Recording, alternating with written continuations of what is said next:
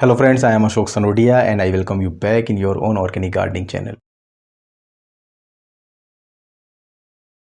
So friends, we will start with our first fertilizer, that is cow dung compost.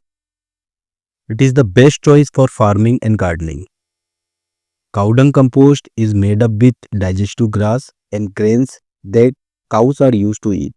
It is an organic material and also rich in many nutrients. If we check about NPK value of cow dung compost, then it is roughly contained with 3% of nitrogen, 2% of phosphorus and 1% of potassium in it.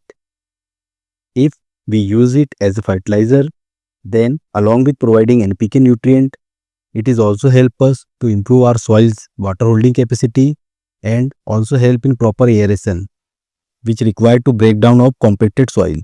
Additionally, cow dung compost generate very less greenhouse gases that makes it environment friendly. Overall, it is a very good organic fertilizer that we should always try to use for gardening and farming. I hope this information will help you, and for any further query, please write us in comments box and we will try to answer you soon. Thank you and have a nice day.